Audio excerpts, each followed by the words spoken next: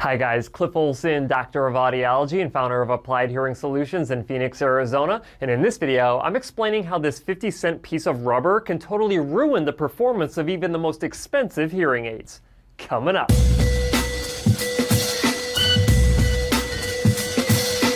Hearing aids have come a long way in the past few decades. The technology that currently exists is substantially better than anything that we've ever seen before. This is one of the main reasons why the most recent market track data tells us that hearing aid users are more satisfied with their hearing aids now than they have ever been. And they better be, because when you consider the hundreds of millions, if not billions of dollars that has gone into hearing aid research and development over the past several years, hearing aid technology is also getting more expensive. However, even the most expensive, most advanced hearing aid on the planet with all of the different features you could ever want will still underperform if you are using one wrong component, and that component that I'm talking about is this 50-cent piece of rubber called the dome. But before I show you how this cheap little dome can totally destroy the performance of your hearing aids, if you could do me a huge favor and click the like button, I really appreciate it because it gets these videos in front of a broader audience. And while you're at it, if you have not yet hit that subscribe button with notification bell, go ahead and do that as well, because that ensures that you never miss one of my newly released videos, and I release multiple new videos every single week. That being said, I really appreciate it. Now let's talk about the purpose of this rubber dome. Generally speaking, there are 4 key benefits of using a rubber dome on the tip of your receiver in canal hearing aid, the first one being speed. One of the main reasons why a receiver in canal hearing aid is so popular is because hearing care professionals can fit you with these using a rubber dome much quicker than if they were to have to take an ear mold impression, send it off to the manufacturer, and get a custom ear mold made. All they have to do is take the appropriate rubber dome, attach it to a receiver in canal hearing aid, and fit you with that hearing aid, and sometimes they can even do this on the same day that you get your initial hearing test done. I mean, if you're really excited to get your new set of hearing aids, the last thing that you want to do is wait a couple weeks for them to get the ear mold made for you. The second benefit of a rubber dome is that in some cases a rubber dome will actually outperform a custom ear mold if you have a certain type of hearing loss. But I want to make sure that I'm clear about something here. You have to have the correct rubber dome. If the rubber dome that you are using on your receiver in canal hearing aid is not capable of retaining and controlling amplification properly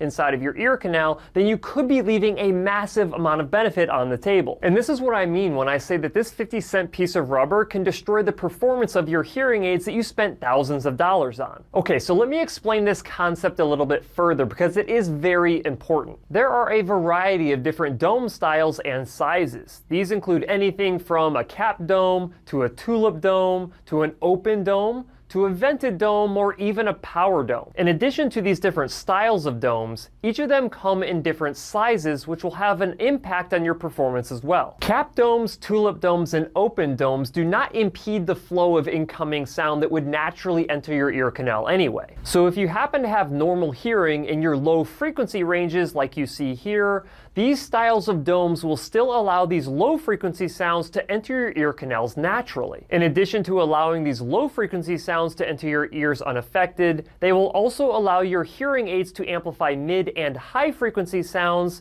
to provide more speech clarity, music appreciation, and better speech understanding and background noise. However, if you happen to have a hearing loss in the high frequency ranges that exceeds a moderate to moderately severe level, then you could run into issues with feedback or whistling because you're not able to trap those high frequency sounds inside of your ear canals well enough. On top of that, if you happen to have a low frequency hearing loss as well, open dome, cap dome, and tulip dome will not allow you to trap in low frequency sounds because those long wavelengths will literally leak out of your ears before they vibrate your eardrum. Now, there is an easy way to see if an open dome, or any dome for that matter, is appropriate for your level of hearing loss, and that's by performing a feedback management check. To check and see whether or not one of these dome styles, or any dome style for that matter, is capable of treating your hearing loss effectively, your hearing care professional can run a feedback management check in the programming software. To perform a feedback management check, you will need to be wearing your hearing aids with whatever domes were initially selected by your hearing care professional. Then they will play either static sounds or pure tone beeps that are internally generated by the hearing aids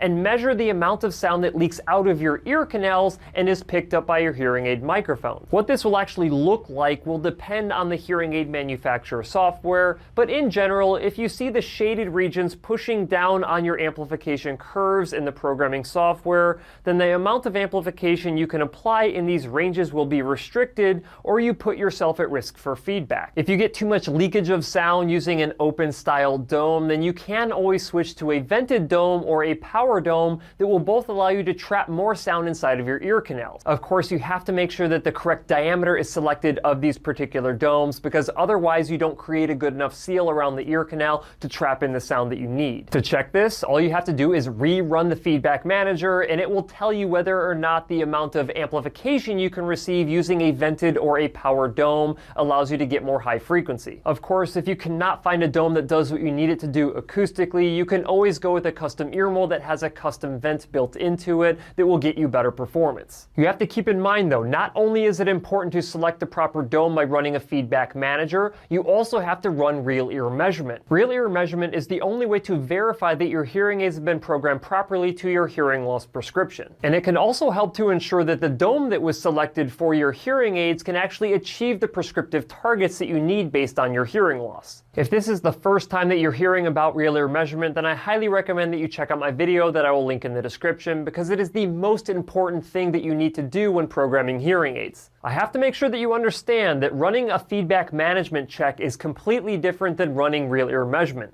One just tells you what the acoustic leakage is, and the other one tells you if the hearing aids can be amplified to your prescriptive targets. So hopefully you're starting to understand that that 50-cent piece of rubber that goes on the tip of your receiver and canal hearing aid has a lot more to do than just comfort inside of your ear. It actually controls the acoustics of your hearing aids. It will also have a significant impact on how well the tips of your hearing aids stay inside of your ear canals, which happens to be benefit number 3 of using a rubber dome. Now, some domes will actually keep your hearing aids inside of your ear canals better than others. This is incredibly important because when you go through the whole process of getting your hearing aids programmed for you, it's based on the idea that the receiver tip will stay in the same position inside of your ear canals. So if the receiver tip starts to migrate out of your ears, it's actually reducing the amount of amplification that you should be receiving from your hearing aids. And it would be a complete waste to go through that entire fitting and programming process only to not receive any of that benefit because your hearing aids are migrating out of your ears because the rubber domes don't hold them into place. Now, if you do get migration of your hearing aids out of your ear canals using the rubber dome that's acoustically appropriate for you, this is actually a pretty simple problem to solve using a retention filament, which also happens to cost around 50 cents. These retention filaments are cheap,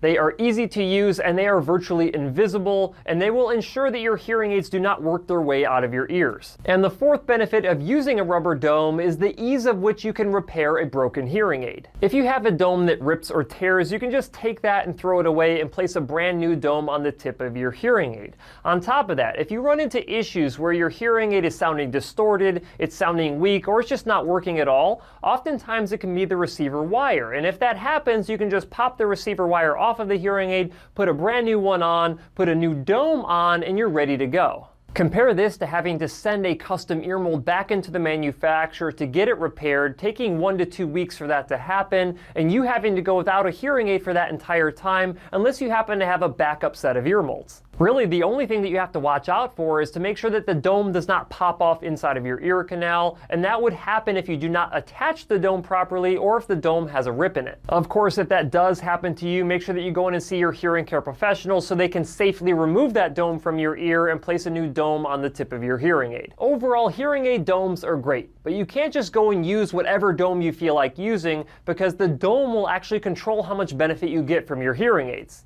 So the next time that you're wondering whether or not you're getting the most performance possible out of your hearing aids, I urge you to go see your hearing care professional and ask them if the 50-cent dome that you're using is actually the best dome for you. That's it for this video. If you have any questions, leave them in the comment section below. If you liked the video, please share it. If you want to see other videos just like this one, go ahead and hit that subscribe button. Also, feel free to check out my website, hearingup.com.